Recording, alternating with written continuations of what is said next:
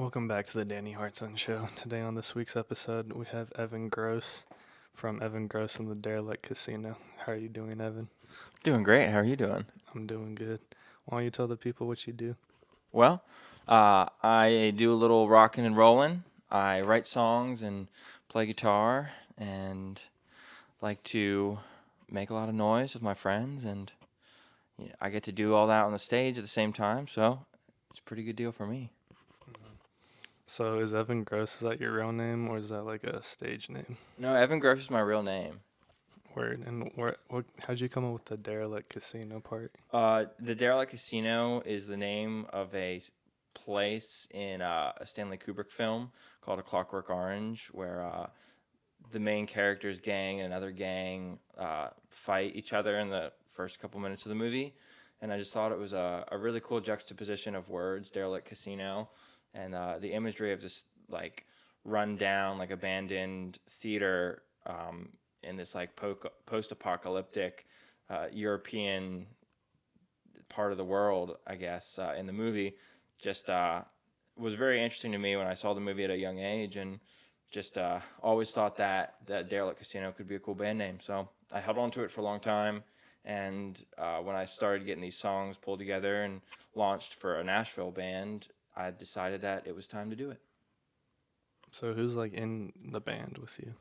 In the band with me would be Joe Tellman. He plays guitar, and he's been producing a lot of the songs and helping me kind of put the live show together as far as like a little bit more of arrangement tweaks. On the bass is Ian Bernstein, and we've just added Sam Villamizer on drums, who just moved to town, and he's been working with us for the past couple weeks on learning the set and getting ready for our show at the 5 Spot on February 22nd for the single release of Suburban Sugar. Gotcha. So like, do you do are you the primary songwriter? Yeah, For most of the so stuff? I write all the songs, and the last couple songs that have come out, Pathetic and Miss Catastrophe, I had written and then taken to a studio in Maryland where I'm from with Kenny Eaton and recorded, and then put a band together here to play live and put the music out. But like the Christmas song that came out in December was something that me and Joe recorded together and put out. So the next couple songs that I'm going to be releasing are from the Mystery Ton Kenny Eaton sessions, and then after that we're going to start rolling out the stuff that Joe and I have recorded together. But yeah, so I'm basically writing all the songs, and then within some of the newer stuff, Joe and I will sit down and talk about the arrangement and like maybe do some editing of the words just for syncopation and get like all the rhythm section lined up. But it's mainly me bringing finished songs to the band. But that doesn't mean I'm not opposed to writing with the band. Just kind of how I work mainly. Yeah, that makes sense. Um, yeah, so you have, as of the recording of this video, you have 3 songs out. Yes. So do you kind of want to like take us through those 3 songs like chronologically? Yeah, for sure. So I guess like May 2022, I suppose, I wrote Pathetic. And I really wanted to record it because I just loved the way it sounded. I loved the vibe. And so I hit up Kenny, who I had worked with before when I lived in Maryland. I had a band called Semi Hollow, and we had recorded some songs with him. And so I hit him up, and I was like, hey, I got some songs. Let's do another session. And he was really stoked. So from 2020, like the end of 2022 towards the beginning of 2023, I made a couple trips back to Maryland, and we recorded Pathetic and Miss Catastrophe and Suburban Sugar. And Miss Catastrophe is actually a song that I had written before the pandemic and had played a couple times with Semi Hollow, and then the world shut down and we really never did anything with it. But I was always really into that song, so I really wanted for it to have its chance. And when we recorded it, I loved the way it came out, and Chris Angara, who played drums on that track and was in the band Semi Hollow, did a great job with it. And we actually hadn't even planned to record that one. We had tracked Pathetic and Suburban Sugar, and we had some time left over on this session day to do scratch tracks and drums for a third song. So I was like, hey, Chris, do you remember that song that we played together like 2 years ago? And he nailed the take in a couple tries. And so Miss Catastrophe is one that I'm really glad we got out. But that leaves us with the Christmas song, which came out in December of 2023. And that one was really fun because I love Christmas music and I've always wanted to put out a Christmas song, but I never write them early enough to like release for Christmas. But this one I wrote on like December 4th or 5th and talked to Joe and was like, let's record this ASAP. So that weekend we spent, over 30 hours in the studio just back to back and got it recorded and put it out, the following week. And it was kind of like a mad dash to get it out. So it would be out for a couple of weeks of December, but it was really just kind of a for fun thing. But we had a great time doing it and it's a great song. So I'm excited about it. And we'll hopefully get a little bit more airtime this year. Christmas. Yeah. Yeah. Wait, so do you record all your stuff with Joe? Right now, yes, just because the sessions we did in Maryland were awesome, but it's quite far away and kind of hard to work when it's, in chunks every couple of months. But with Joe, it's great because we can go in there for a whole weekend and just do the scratch tracks and then get drums done and then some bass and guitars. And then that's usually what we can accomplish in a weekend. And, the next weekend or something like that, we can go in and, do vocals and all the other cool stuff that, we want to sprinkle on top. So it really gives us a, quicker production time, which I think is great because I think as an artist, we always write songs and then we get them ready for the studio, and then by the time like you record them and like get them mixed and mastered and get the art and actually put them out, so much time has gone by since like you wrote the song and you've already written new stuff, and by the time you're releasing a song you're like, well, yeah, like check this out, but I really want to show you all the stuff I'm writing now. So I think with the system we're doing with Joe, it's a lot quicker, and I like that because it's just like, cool, here's a song recorded, boom, put it out. And I think it just is a better representation of where I am and where the band is when you can deliver that a little bit quicker. Yeah, that makes sense, because then when you can deliver it like quickly, then it's like a snapshot into like where you're at in that specific moment in time. Yeah, exactly. Whereas like Pathetic and Suburban Sugar and Miss Catastrophe is like a snapshot from like where I was as like a singer and guitar player and producer in like 2022, whereas the stuff that's happening with me and Joe now is like a very more current snapshot. That makes sense. So like do you guys like record analog or? Yeah, we do. Yeah, we use Joe's tape machine, and he has like an old Tascam board, and I like it a lot. It's definitely a lot different than like doing the Pro Tools kind of digital tracking where you can punch stuff and make changes kind of on the fly. With the analog system, it really makes you a lot more intentional about the like writing the parts, because you got to play it in real time like the way you want it to come out, or you have to do the whole take again, and that definitely forces you to practice a lot more and like really nail your take and like write the part, because like what you play is how it's going to come out on the other end. So I really like doing that. It's definitely forced me to become a much better musician, and it's a lot more fun when it's kind of higher stakes. So I do like it. And there's a magic to analog. Yeah. Because like it captures all the mistakes and stuff. And yeah. It seems more raw. I agree, and it's like produced. Yeah, and I think in today's age when everything sounds so clean and clear, it's nice to be able to hear those mistakes and be like, yeah, but that take was still awesome. I may have not done exactly what I wanted to do, but whatever. Like here it is, and I think the Christmas song has a lot of that magic in it, where it's like, I remember doing the vocal take and being like, oof, like I want to do that again. But Joe was like, no, dude, that was sick. Like, we have to use it. And I was like, all right, cool with me. So it definitely has that magic. I think it depends on the genre. Like if you're like pop and hip hop, I think it should be as clean as For possible. sure. Especially with like, artists like The Weeknd or someone like that. It's Yeah. like they're selling like this clean product, Yeah. and I think that if it was more like broken up or more mistakes, I don't think he would be as popular, which makes sense. But I think like with rock music, like when I hear like an overproduced rock song, like modern rock song, I'm like, yo, this is just boring Yeah. and bad. I agree. There's definitely like a shininess on some like Mhm. modern rock that's like doesn't feel like it's rock and roll. It just feels like it's just pop with loud guitars, which is fine if that's what you're looking for. But I think I've found a really cool way to um, deliver my songs with as much, raw, fun energy as they deserve. And I like the way they sound now. So Mhm. it's all good. Yeah, I agree. I think more modern rock and like indie should like have mistakes all over the place, because that's like the raw, intense like emotion in there. Yeah. That And sounds better to me at least. yeah, it makes it more unique because there's so often people are trying to imitate and, replicate a song or sound because that's what's trending. And that's fine if like that's what your goal is to like make something that's as close to something else as possible.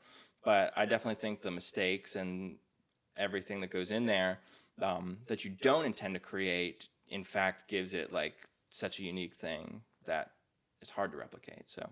Do you think that done is better than perfect? Do you subscribe to that idea? Um, I suppose I've never really heard that. Oh, you haven't? No, so, Damn. um, but I like the way it sounds. Mm. I definitely think like when I'm writing a song, there gets a point to where it's like, okay, like I've spent X amount of time like writing this or like doing a take where it's like I could do this take another 4 times and it's never gonna be perfect, but I can get it, this amount done to where it's like cool. Let's sign off on that idea and move on to the next one. So Mhm. it's I guess then yeah, if that's kind of the synopsis of done versus perfect. Mhm. Like being able to just like sign off on something and be like, cool, I'm happy with that. Let's move on. Mhm. I wanted to ask you, like, what's your reason for making music? Like, why is this your chosen profession? I just love writing songs and I always have like since I was young, but as more of an adult, like songwriting has helped me a lot because I think the way I write is very like therapeutic and most of my songs are about like situations or thoughts or feelings that like I've had personally.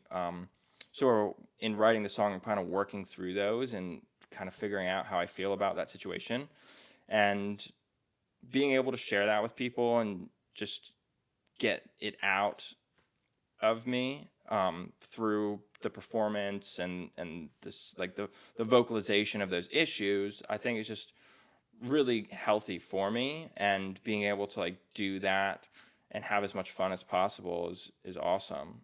um, there's definitely been times where I've questioned like, is this the right path, or like, is this smart? But I honestly can't think of doing anything else, and it's just like the best thing in the world for me. And like, there's no better feeling for me than just like being on stage, playing a song with my best friends, and having that moment where everyone like looks around at each other and it's just like grinning because like everyone's having so much fun, and or just getting like lost in like the writing process where you're flowing really well and the ideas are rolling into your pen and you can just feel yourself losing sense of time and just be encapsulated in the moment of doing something. And uh, I just am always chasing those feelings, and I think and music is how I do that. Gotcha. So like, what's your end goal with music? um just to be able to do it as long as I can on my own terms. um Someone asked me that recently and I was like, I mean, I don't really have an end goal. It's kind of just to survive and be able to play bigger shows and put out more music, and just to, I think, grow um, as a person, as an artist. I think is what I'm trying to do. I like. I would love to be able to see myself in 50 years and be like happy with what I've put into it, and be at a place where I'm satisfied, whether that's, playing arenas or just playing bars with my friends and still having a good time. As long as it's fun and I'm giving it 100%, that's kind of enough to satisfy me. Gotcha. Um, why should people care about Evan Gross? Because I care about them. Mm, I am a very caring person, and I put a lot of thought into the things I'm putting out. And although I write songs kind of for myself, um, I think a lot of the subject matter is very vulnerable in that, I'm putting out into the world things that have happened to me that I'm sure a lot of other people have gone through too. And I think that if someone can find um, solace or can find comfortability or like it can feel seen from one of my songs, then that definitely like checks off my why.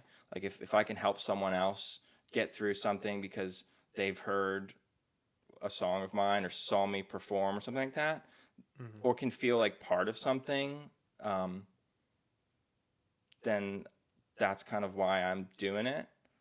So I think people should care because I care a lot. If that makes any sense, like I feel like I'm giving out a ton of like putting out a ton of love and understanding and like trying to create a place for people to like feel comfortable and have fun.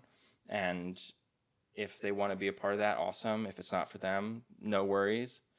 But yeah, I'm just trying to build a community for people that just want to have a good time and feel seen. Mhm. I like that. I like that answer a lot. Thanks. What's your live shows like? Cause I've seen like some clips on Instagram that you've Yeah. posted. It looks pretty fun. Yeah, the live shows are a good time.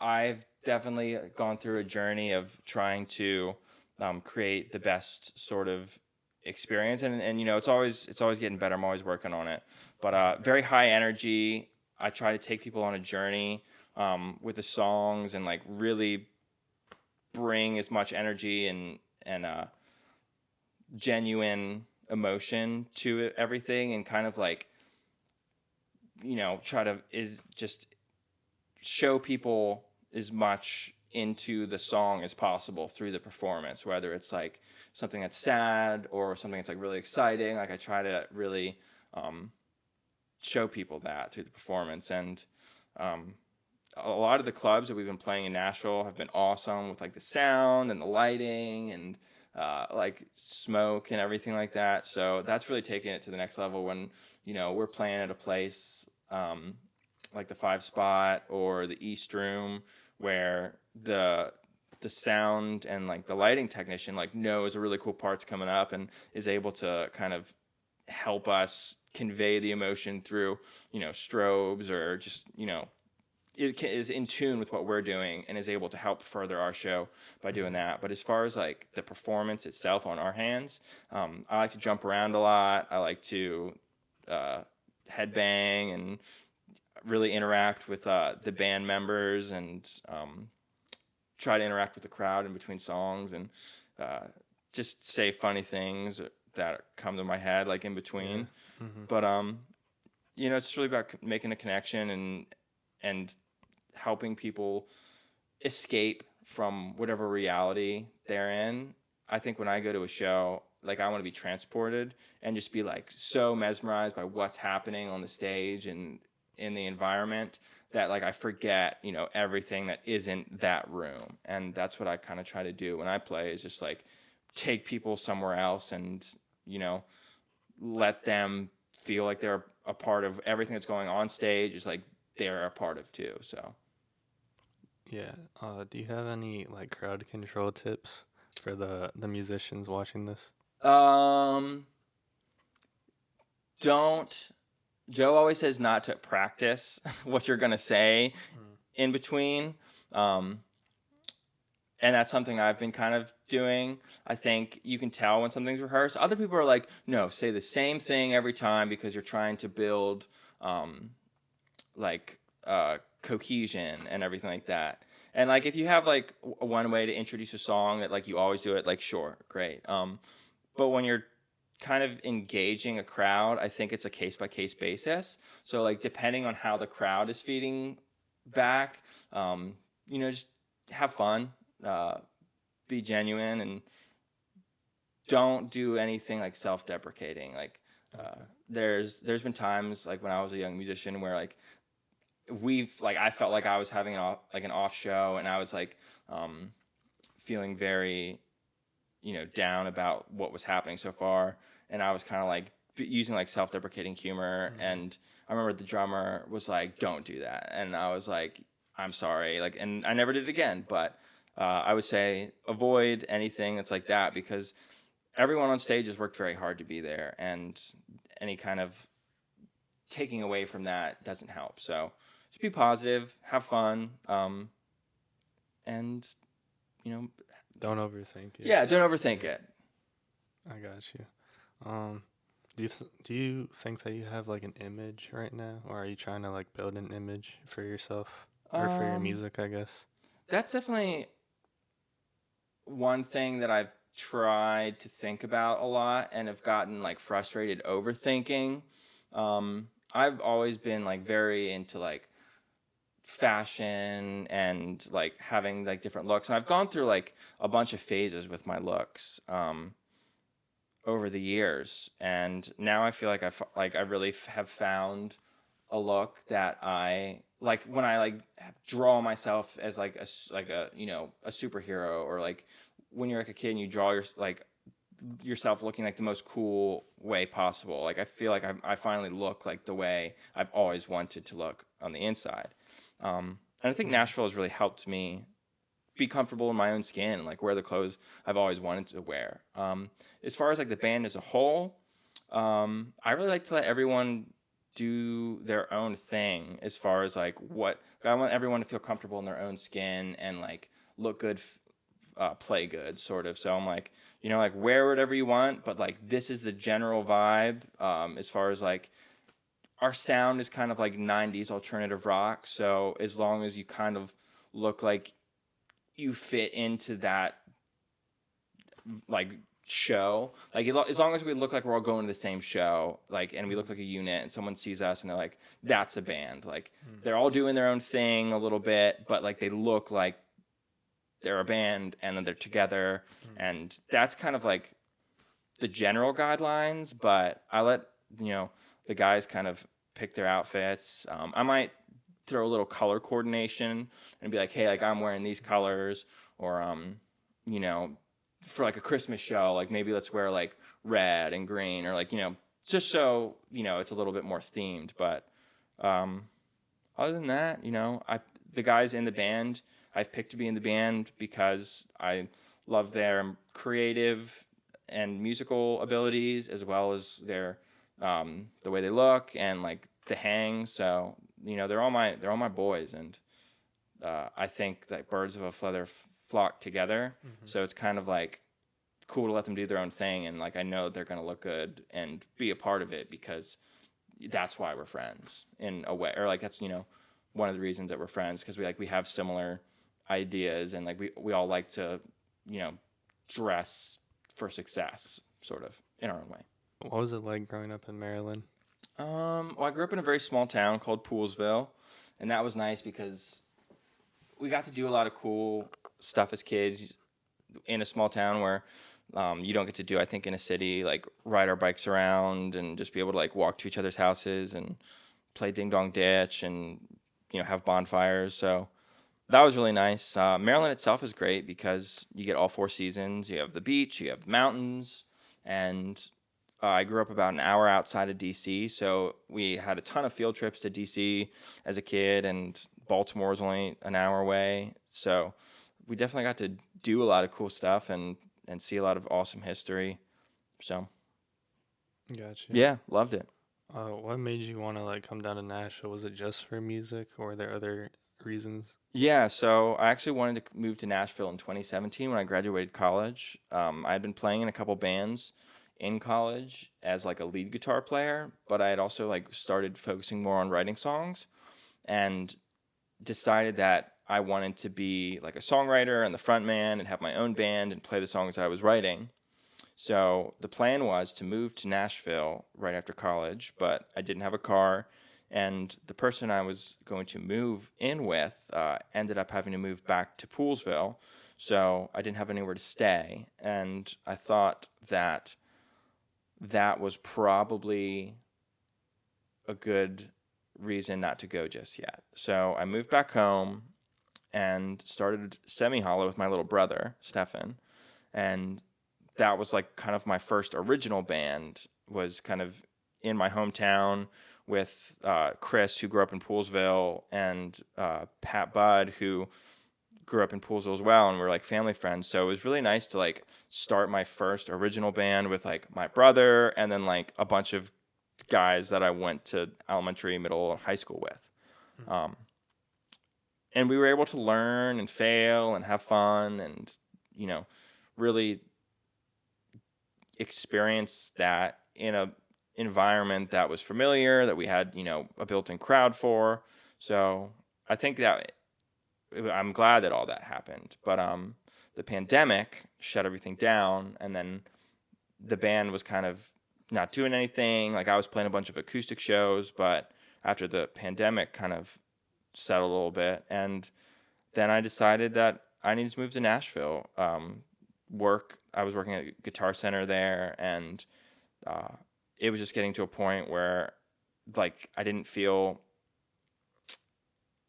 very satisfied with like the environment I was living in and just like everything that was going on. It just needed to change. I felt like my growth was a little stagnant in that area. And so I was like, well, Nashville is like the only other place I've really wanted to live. So let's give it a shot. And packed up and loaded up a U-Haul and headed on out.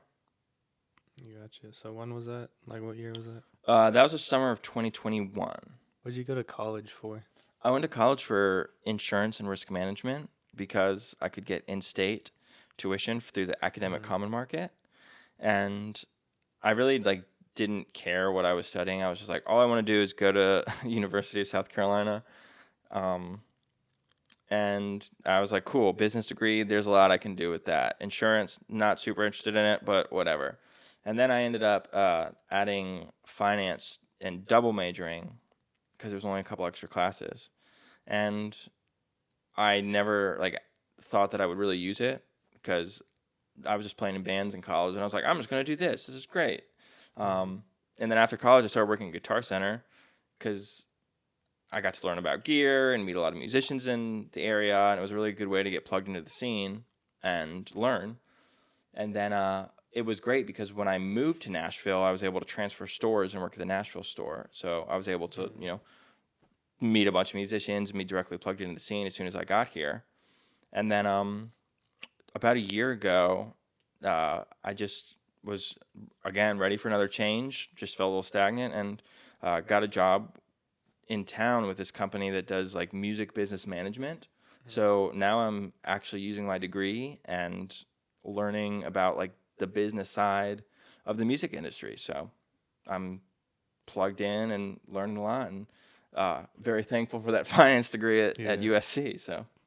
So, okay. What's your advice to musicians like regarding like the business side of things? Yeah, definitely learn how to make a budget and figure out where the most efficient ways to put your money are going to be. You know, like spending $1,000 on a music video is awesome, but unless you're ready to spend another $1,000 on marketing, then putting out like a 3.5 to 4 minute horizontal video on YouTube might not do the best for you. You know, maybe put $1,000 to a couple really good vertical videos that you can put on, you know, Instagram, TikTok, you know, 15-second stuff, like, and market a little bit better. You get more bang for your buck. Touring is awesome, but make sure that you're not spending more money than you're making, and you know, set yourself a budget. I think it depends on what level you are, but as far as like the level I'm at, a lot of the things I've learned is about, spending a ton of money in the studio or spending a ton of money on like projects, like it can help if like your song blows up, but if your song doesn't blow up, then you've spent a ton of money on something that's, sitting there, and you can use the song as an asset and put it out in cool little promotion stuff, but you'll never get back, I think, the investment if you've spent, a ridiculous amount of money on it. But I don't know. I think it really depends on everybody and, your situation. But I would just say, make yourself a budget, be reasonable, try to get as much as you can for as, moderately in your budget as you can. Be smart. Do you think it's worth it to tour if you completely break even? Like, do you still think it's worth it in that case? Or do you think that you have to have like a... I don't think you have to have a profit. I mean, Okay. and if you lose money, you lose money. But Mm-hmm. touring can be great, and it can be a lot of fun, and it gives you a chance to play in front of people who've never seen you. But if you're not doing it in a smart or efficient way, to where you're going on tour, but you're playing to empty rooms every night, then you've spent a ton of money in gas to get to all these places to play for, basically the other bands and their significant others. And when you get home, that can definitely feel defeating. So, I would say wait to go on a tour till you have a team or like you have an amount of resources that you're ready to make it, an efficient use of your time and money. Because you can reach just as many, if not more people posting online or, building a following that way. And then when you're ready to go out, you have a built-in audience at these places. But I think it's definitely been like a DIY business model of like getting in a van and, hitting the road. And that's awesome. And I love that. But I think that in like this day and age, unless you have a ton of capital cushion, unless you're not like, willing to lose a bunch of money and you like have, you don't have a job or, you don't have like too much holding you back, then I think it's definitely a smarter move to, build the audience online and then hit the road when you're going to be able to put butts in seats. Mm-hmm. Or shoes on the ground. Or shoes on the ground. Oh, wait, no, I think that's a military term, actually. Oh, well. Or no, that's boots on the ground. When you're ready to put Converse on concrete. Yeah, there we go. That's the new fucking yeah. slogan right there. We're going to have to trademark that one. I think so. Yeah, we could definitely make a lot of money with that. That's what we're all about, is money, right? Yep. Capitalist. That's why we're in the music industry. How often do you think that artists should like release music? I think it's healthy to put out a single every 2 months if you really want to be consistent and like that's not gonna burn you out. I think you have to take into account like what's going on in your life, because you don't want to burn yourself out and overdo it.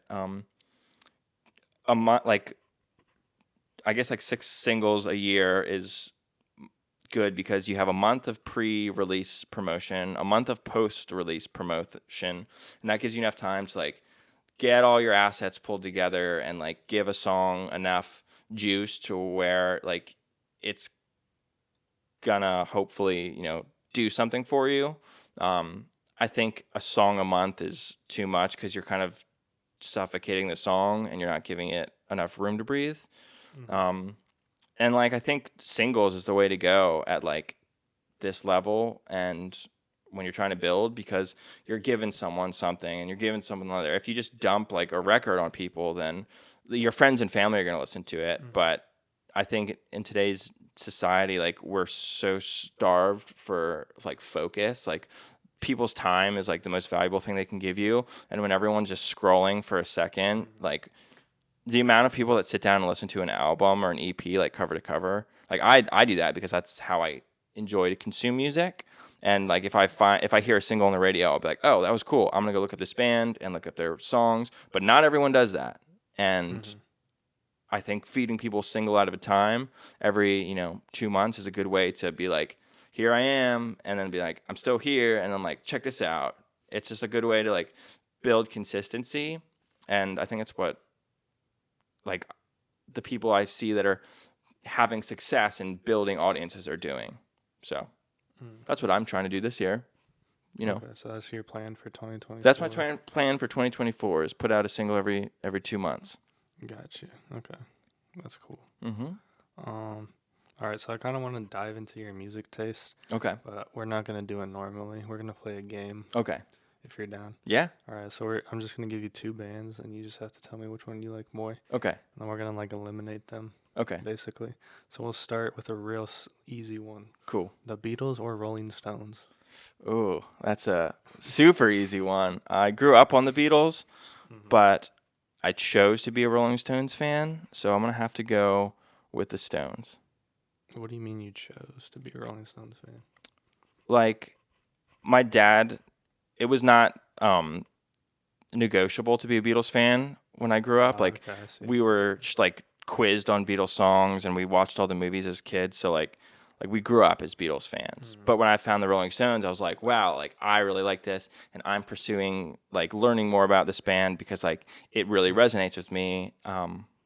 So got to pick the Stones. Okay, cool. We'll move on to the next. So the Rolling Stones or Led Zeppelin? Stones. Stones still? Okay. The Stones or Black Sabbath? Stones. Oh my god. Stones or Jimi Hendrix? Stones. You're crazy. I know. I'm wearing a Keith Richards shirt right now. You So are? yeah. Oh shit, I should have started with a different band than the Stones. Okay. We can start over if you want No, we're not to play with starting. other ones. Okay. Yeah, we'll do that. So I'm gonna edit out that whole sequence. All right. Led Zeppelin or Black Sabbath? Led Zeppelin. Led Zeppelin. Okay. Zeppelin or Hendrix? Hendrix. Hendrix. Okay, sweet. Hendrix or Motorhead? Hendrix. Okay. Did you know that Lemmy was Jimi Hendrix's roadie? That's awesome. I Yeah. know Hendrix kind of started ZZ Top. Like he took them under his little wing. Ha ha ha. Okay. Hendrix or Cream? Oh, Hendrix for sure. Yeah, Cream sucks. I'm not. Yeah. Yeah, Cream is bad. Uh, Hendrix or who's another band from that era? Fuck. Hendrix or Jeff Beck? Hendrix. Yeah, okay. Hendrix or The Who? Hendrix. This is just the same, but with Hendrix instead of the Rolling Stones. I know. I mean, you just pick. You're picking bands that I really, really like, and then putting them against bands that like I like a couple songs, but. Okay. Did we say Hendrix or Rolling Stones? Hendrix, Rolling Stones. Got to go with the Stones. The Stones? Yeah, I think Hendrix is like the most creative guitar player and one of the most absolute unreal performers. But if I had to pick like Desert Island, what records I'm going to listen to, then I would have to pick the Rolling Stones because that makes like sense. their records top to bottom are just, sometimes I feel like they're made for me, That makes sense. They're also a little more like easy to listen to, I would say. Yeah, I would agree. Because Hendrix is great, but it's a lot. Like you can't listen to it all the time. Yeah, it's an experience. Exactly. Yeah. All right, let's see some modern bands. Okay. What about Queens of the Stone Age or Cage the Elephant? Queens of the Stone Age. Okay. Queens or Arctic Monkeys.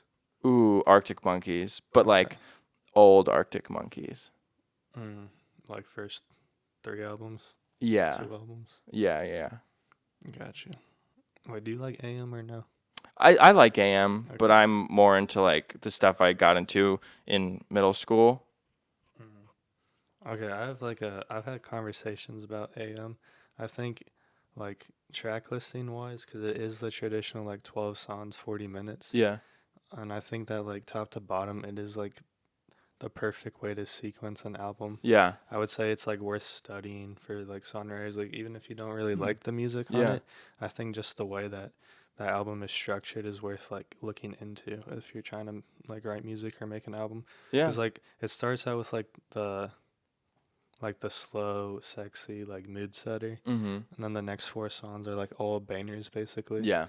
and then it like slows it down with the piano on like track six, Cool.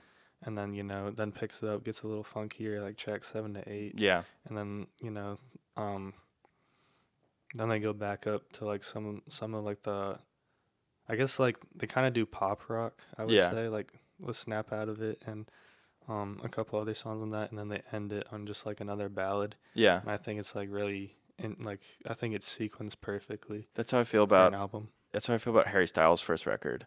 Okay. I think it's really well put together, Hmm. and it just bangs the whole time. But there's lots of good ballads on it. So that's for Yeah, me. well, that's Like when just I think of like a modern like rock record, which I think that record is. I think it's very like indie rock, Harry Styles' first one. So, mm, but I have not listened to. I don't think I've listened to AM all the way through. So okay. after this interview, that's exactly what I'm gonna do. Yeah, I would highly recommend that. Um, okay. So you chose Arctic Monkeys over Queens. I did. Okay, so Arctic Monkeys or the White Stripes. Arctic Monkeys. Okay, fair enough. Arctic Monkeys or Black Keys. Arctic Monkeys. Okay, what about Black Keys or White Stripes? Because that's like the same band, but opposites. White Stripes. Okay, Yeah. why? Um. Just because they're cooler. I think the Well, guitar playing is like way yeah, better. I think the guitar playing speaks more to me than the Black Keys guitar playing. I Hmm. think I think both of them are great. And when people say that they're like the same band, like I get that because it's kind of they're both derived from like similar blues artists. But I think Jack White's guitar playing and guitar tone is much different than Dan's Hmm. because I think Dan goes for more of a like a classic, guitar tone, whereas Jack White's more of into like experimental kind of like fuzz and octave, and he plays with more attack and more percussion to where he uses his guitar not like a traditional guitar. Like he really does some cool experimental stuff, and Hmm. Dan's a little bit more focused on like the song and the structure and like how all the instruments come together.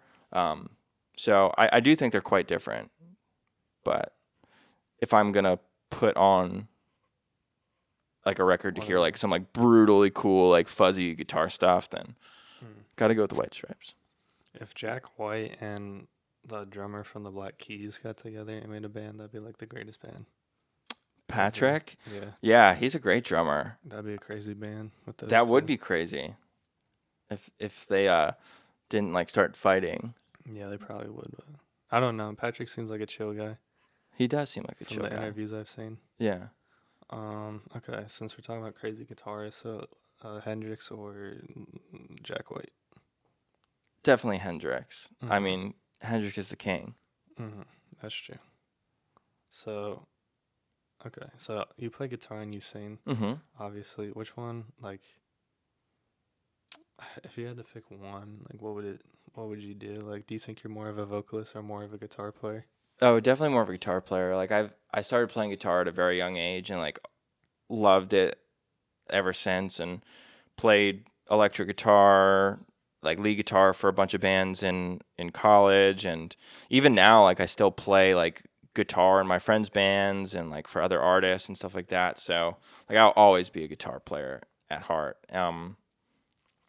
And I'm still learning how to sing and I'm Okay. still trying to get better at it. So like I'm definitely more confident in my guitar playing than my singing. So guitar. Okay. Then in that case, what's your guitar playing Mount Rushmore? Like Like your four favorite guitarists? oh, wow. So right now my number one is an SG, a Gibson SG. I found it's a 1995 61 reissue, and Hmm. that one's my number one. Also love like a Gibson 335, and then a Fender Telecaster has to be on there, and then I just got to go with like a good Les Paul. Nice. Yeah. Sunburst tobacco. Yeah, I would say like a 59 or like 58 bursts, Mm-hmm. not too crazy of flame. I like the flame like a little bit more spaced out instead of like super on top of each other, but something that's like very realistic and like a little bit more subtle in the flame department. I see what you're But saying. yeah, like a nice like cherry. I kind of like the lemon burst a lot too. So like that like yellow like faded sort of look. Mm-hmm. Very cool. Okay. Now let me ask you the same question, but like for guitar players, like who's your Mhm. top 4 favorite guitar players? Top 4 favorite guitar players. I would have to say David Gilmour from Pink Floyd. His phrasing is just out of this world. Gotta go with Slash just because he's always ripping, and he writes some really awesome melodic and creative riffs. Mm-hmm. Angus Young, another riff master, and number 4 Hendrix. Fire. Yeah, Fire top 4. thank you. Right there. I think mine would be Hendrix.